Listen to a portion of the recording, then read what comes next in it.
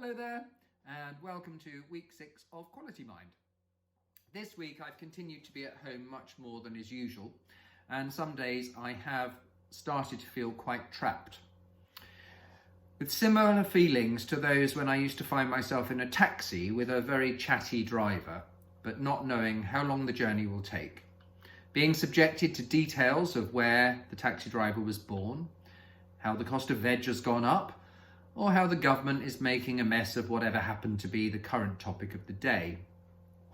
This, coupled with an overwhelming sense of anxiety, making my palms moist because they're not only chatting at me, but are also making all too frequent eye contact with me in their rearview mirror. The internal monologue is screaming, "Please look at the road and not at me." Now, don't get me wrong.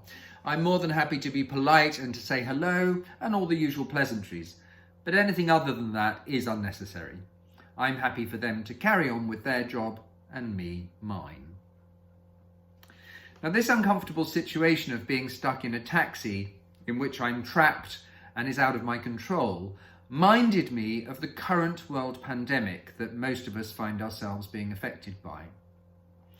We're only allowed to go out for provisions and for some exercise. And I do know a number of people are starting to struggle and to have feelings of what a marathon runner would call hitting the wall. Now, I'm not a marathon runner, but I've known some, and I understand they are speaking metaphorically as opposed to literally. A marathon runner around the 20-mile mark has used up most of their glycogen, which is the stored energy within their muscles.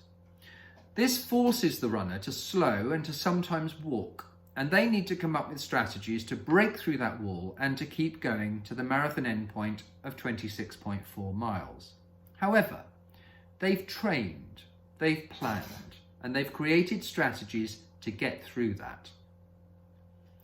Now, I do think this current lockdown is quite similar, but we're trapped in the taxi rather than having a clear endpoint that a marathon runner has had a chance to plan for. Many people are reaching their metaphorical wall. None of us had any planning time to create coping strategies for an open-ended period of confinement. And as lockdown continues, we're feeling that our reserves are becoming depleted and the child locks are firmly on the doors. Currently, even the people with the strongest mindset will, at some time, hit that wall. A change out of our control has happened, which is uncomfortable and may be bringing about feelings of failure or entrapment.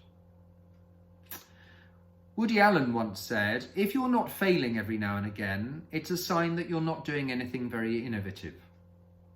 Now is the perfect time to be innovative and for us to be creative.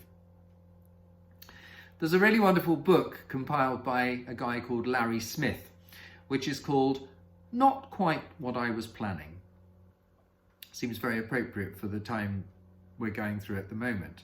And it's a wonderful collection of full stories that are made up of just 6 words each by various writers.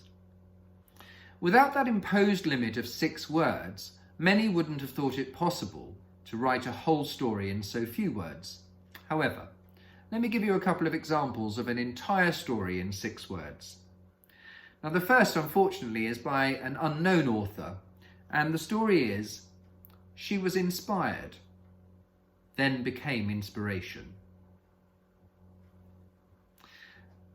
The second is probably the most famous 6-word story, and it's actually written by Ernest Hemingway. And the story is, for sale, baby shoes, never worn. These 2 examples create incredible imagery and are thought-provoking. We're each, during this pandemic, playing a very important role towards the greater good. One world team. Each hitting that wall at different times, but each of us having a very important part to play. Some of us are front and centre, and we're so thankful to them and those people who are front and centre. The rest of us have a quiet role in the background, literally behind the scenes. Sometimes our best moments, experiences, or successes can come from unplanned situations. We are currently going through a completely unplanned event that is, for the most part, out of our control. Whether we're feeling like we're going stir crazy, stuck in a taxi with a chatty driver, or hitting the marathon runner's wall, the creative mindset we adopt will enable us to achieve things we never thought possible, safe in the knowledge we're staying in and playing our part. What will your contribution be?